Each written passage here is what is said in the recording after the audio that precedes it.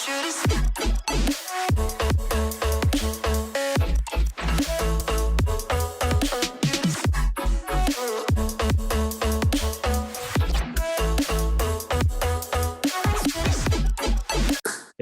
guys, perkenalkan nama saya Hendy Stiono, teman-teman bisa panggil saya Mas Hendy saja. Saya sebagai bakul dan kebetulan dipercaya menjadi founder dan grup CEO dari Baba Raffi Enterprise. Tapi mungkin sebelumnya saya akan sedikit sharing dan berbagi materi yang kebetulan sudah saya susun dalam 4 topik pembahasan. Saya akan cerita tentang Baba Raffi Milestone, lalu yang kedua adalah kenapa bisnis F&B bisa terus bertumbuh, gitu ya. Lalu pembahasan ketiga adalah bagaimana kita membangun bisnis yang strong dan powerful, terutama di masa sekarang.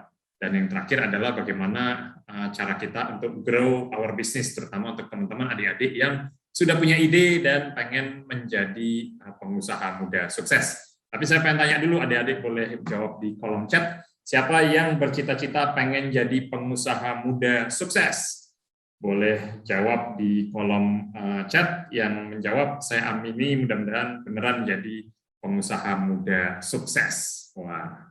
Wah, langsung banyak yang balas. Wih, luar biasa, mantap. Salwa, Mbak Yulia, wah luar biasa. Keren, kalian adalah calon-calon pengusaha muda sukses yang akan membanggakan alma mater UNER.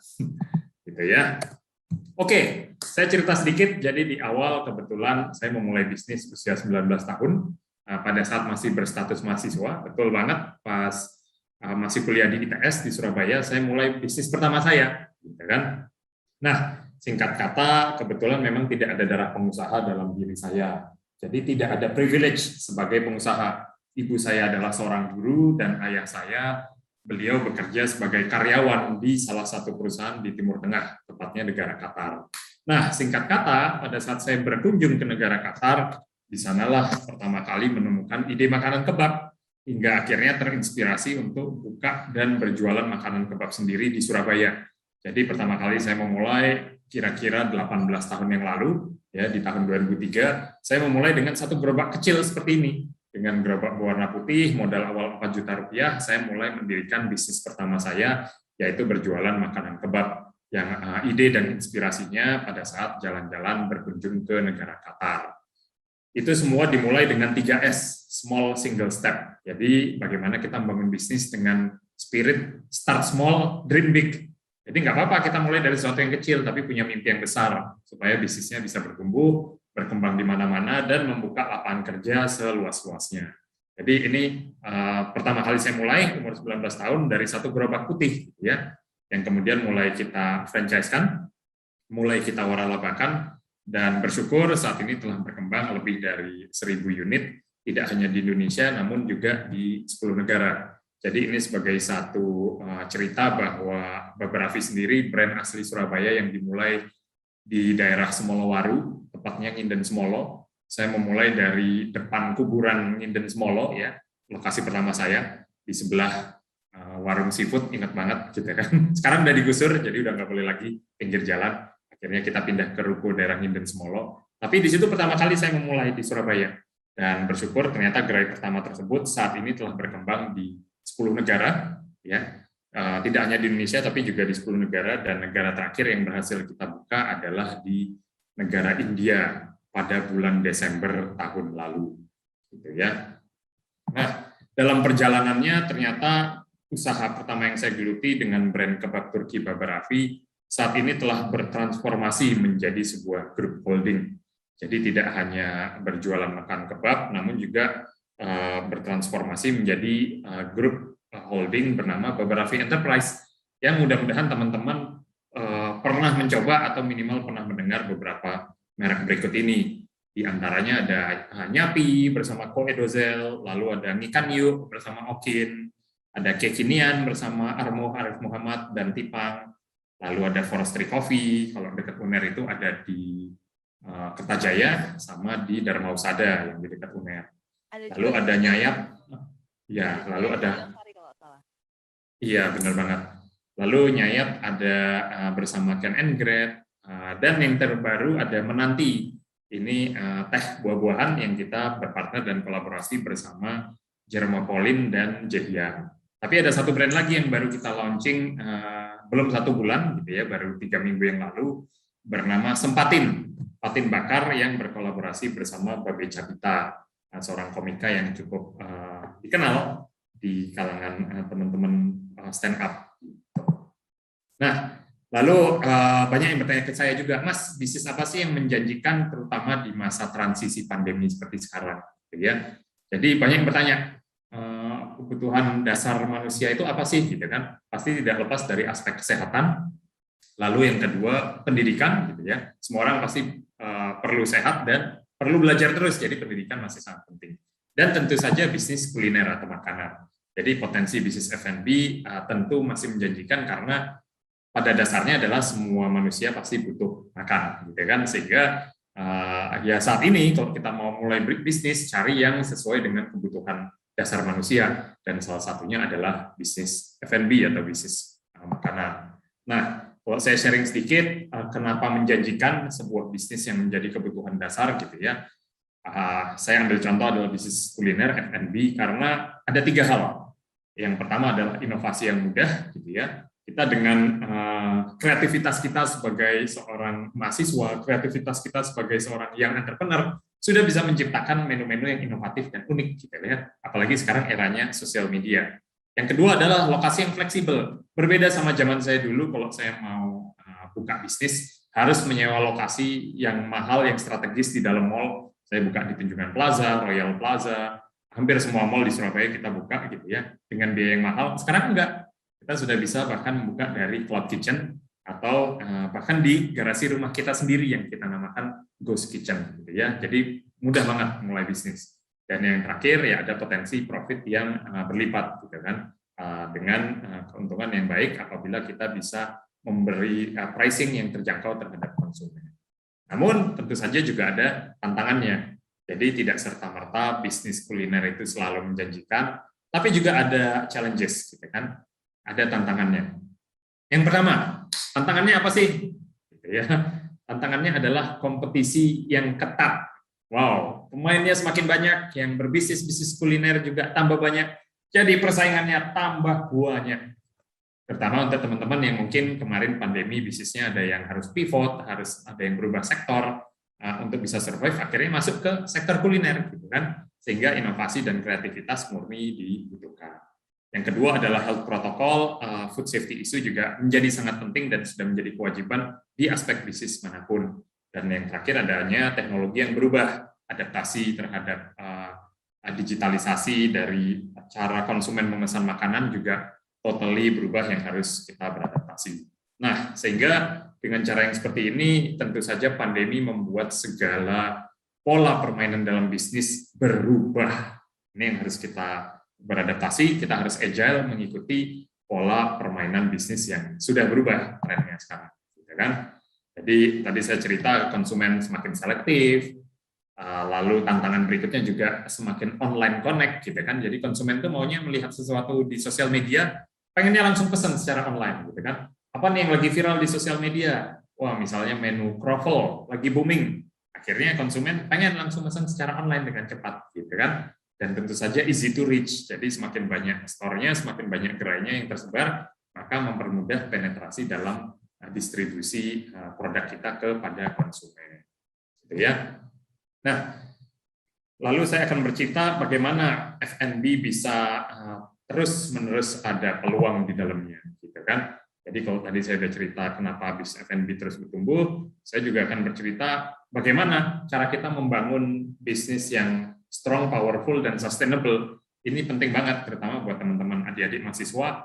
Banyak yang punya ide kreatif, gitu kan, banyak yang ide-idenya menarik, tapi juga perlu membuat bisnis dengan fondasi yang kuat, gitu kan. Nah, caranya bagaimana membangun sebuah bisnis F&B yang kuat? Ya, tentu saja membutuhkan proses yang tepat, yang akurat, dan perlu perencanaan yang matang. Ini sangat penting.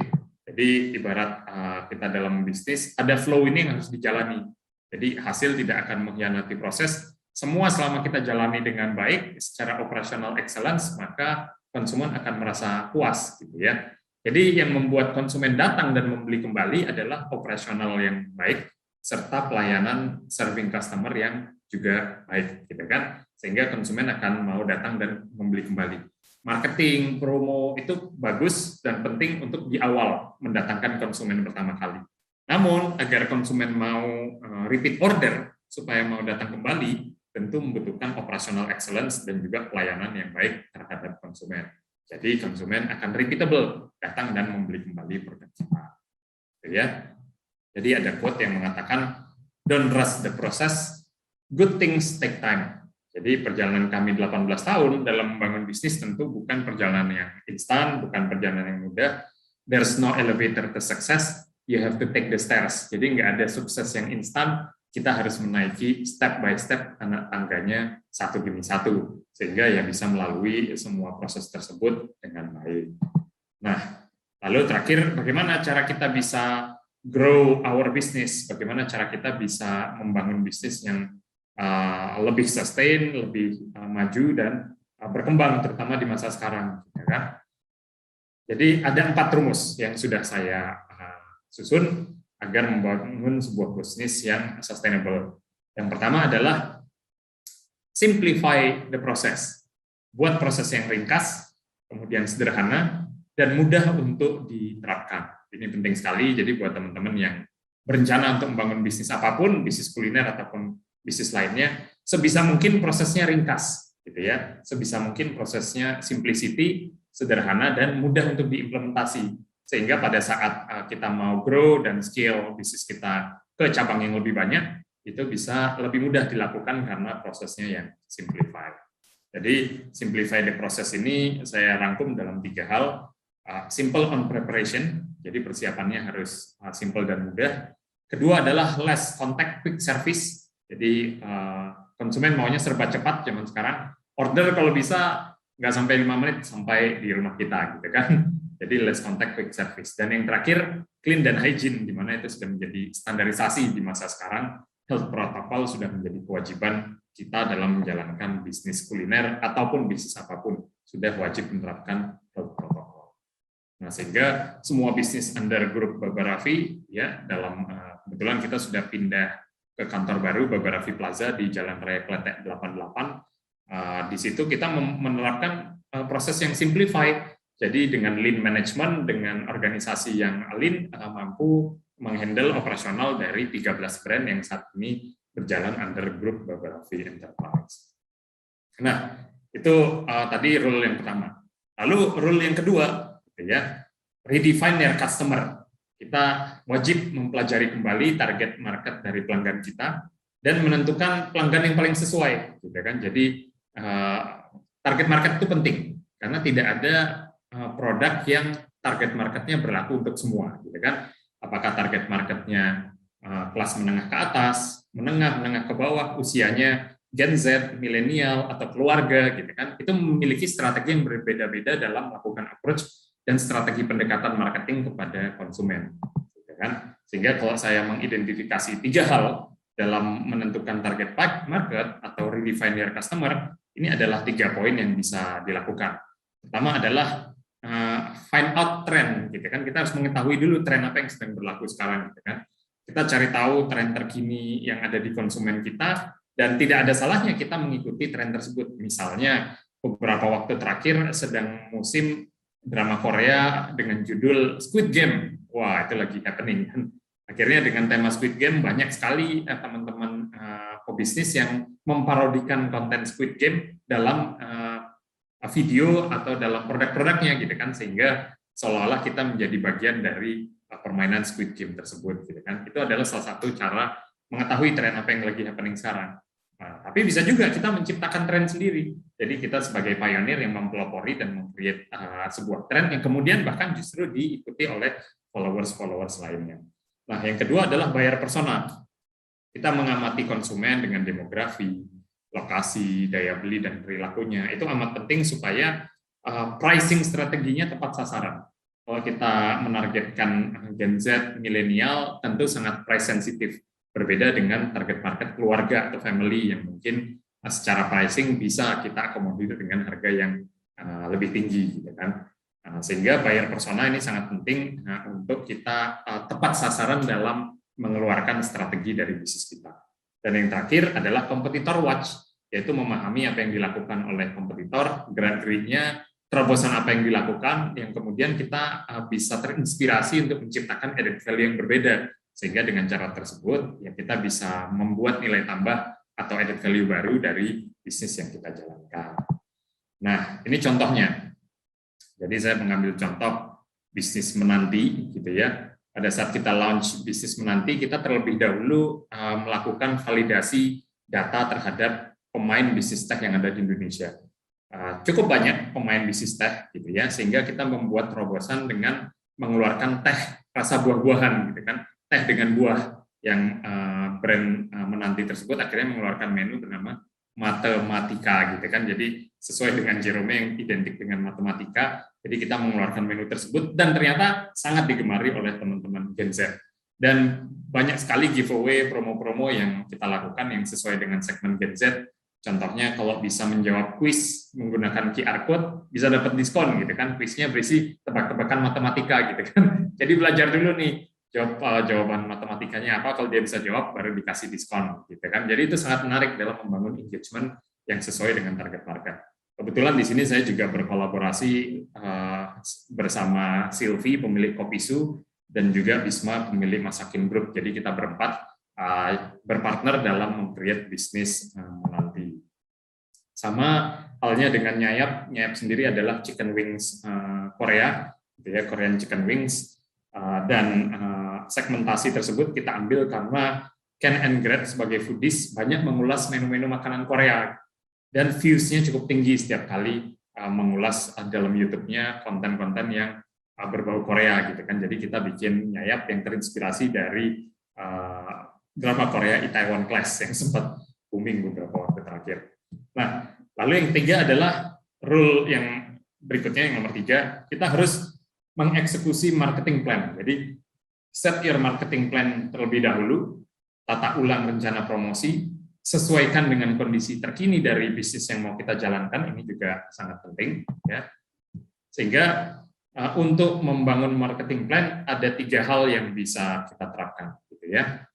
Yang pertama adalah sosial media. Tentu saja sekarang eranya semua orang di sosial media adu kreativitas, ya, adu konten yang menarik agar mendapatkan views, likes, komen, dan engagement. Sehingga semakin banyak engagement, itu akan berimpact terhadap orang melihat produk kita yang kemudian tertarik untuk membeli, gitu kan. Jadi sosial media sekarang juga beragam, ada Instagram, TikTok, gitu kan, sesuaikan dengan target market yang dibidik.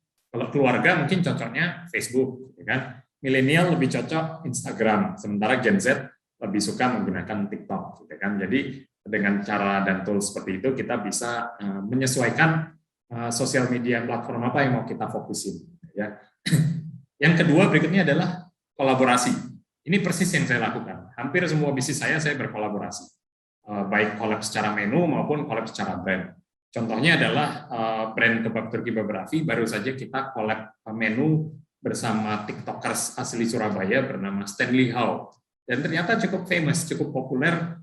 Stanley Howe sendiri memiliki fanbase yang cukup luas. Setelah kita bikin collab menu, impact-nya luar biasa. Jadi kolaborasi dan KOL bersama influencer ini sangat penting, terutama supaya kita bisa menyebarkan pesan dari bisnis yang mau kita jalani.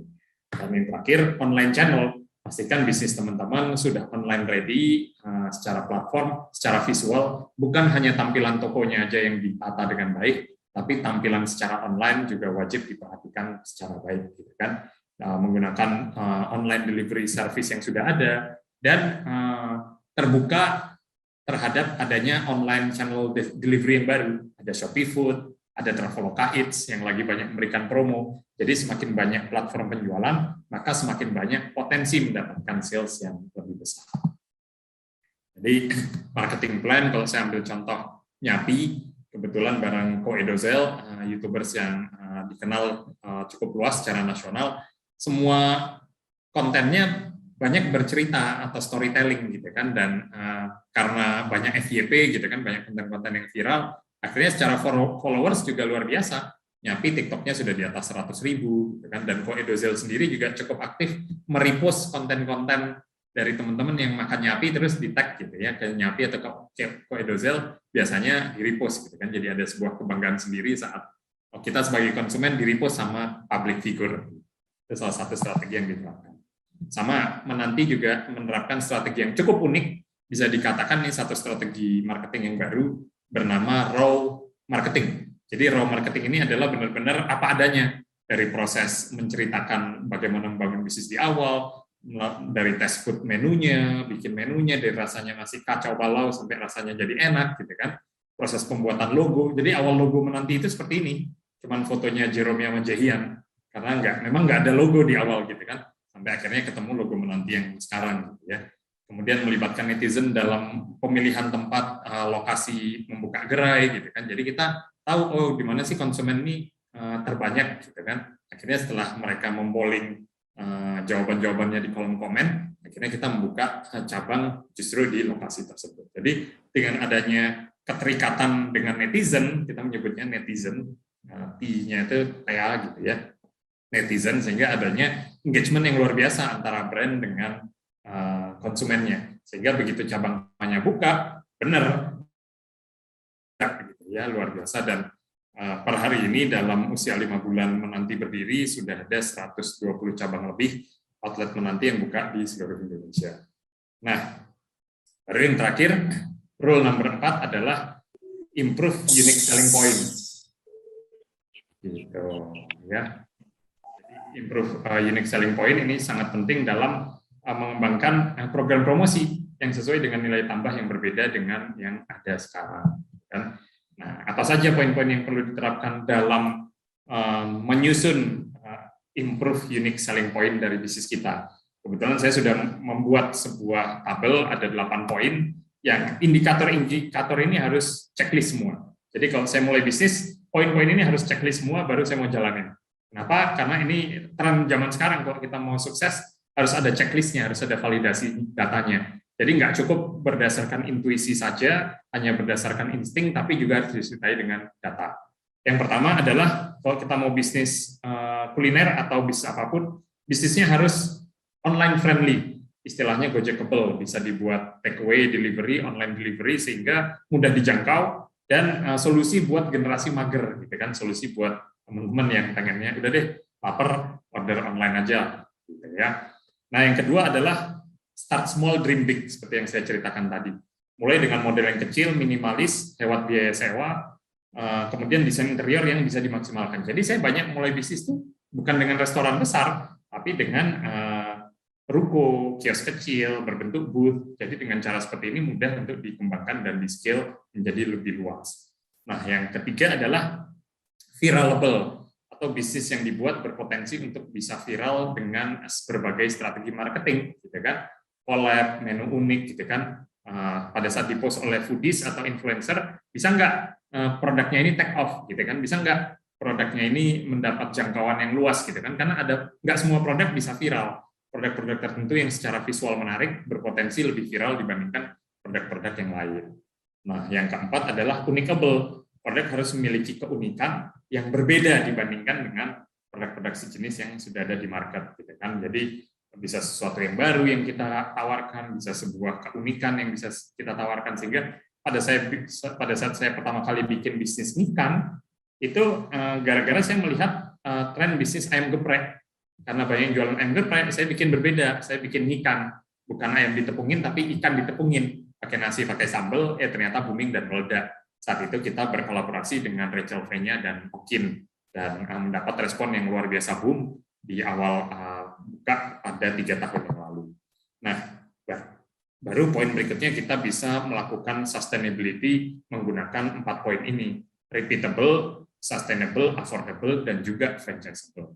Repeatable adalah bagaimana konsumen pada saat membeli itu tidak sekali beli terus kapok, gitu kan, tapi harus repeat order kembali oleh konsumen. Untuk itu membutuhkan operasional yang baik dan servis pelayanan yang baik juga.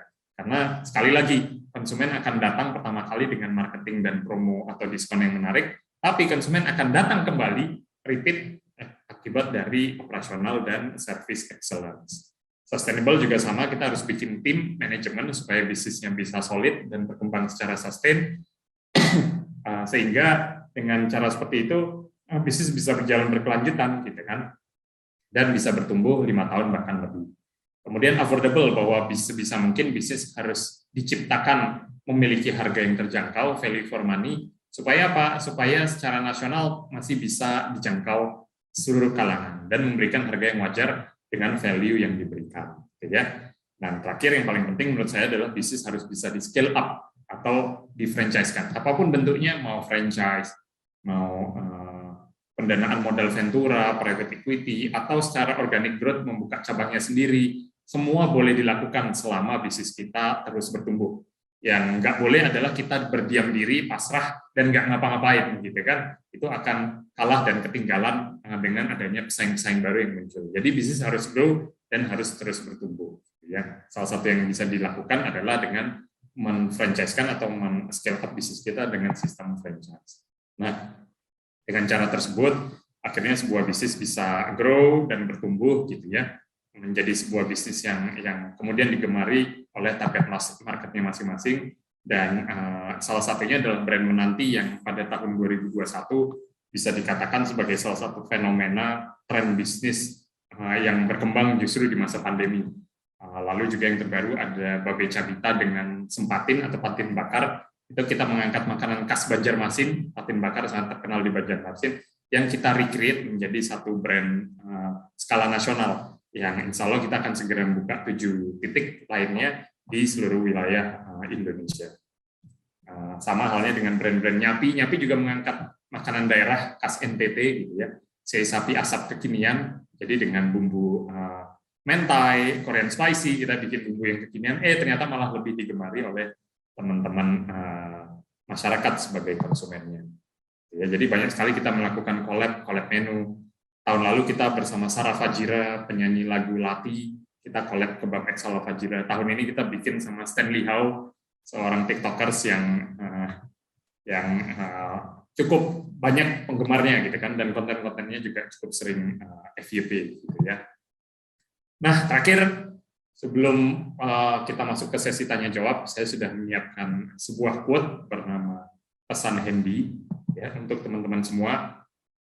Yang pertama adalah social distancing bukan lagi new normal, bukan lagi next normal, tapi ini adalah kondisi now normal, bahwa semua dilakukan secara online, belajar dilakukan secara online, membeli barang dilakukan secara online, bahkan memesan makanan dilakukan secara online. Jadi inilah kondisi normal yang sebenarnya. Jadi siap tidak siap, mau tidak mau kita harus beradaptasi dan agile terhadap kondisi ini, gitu ya.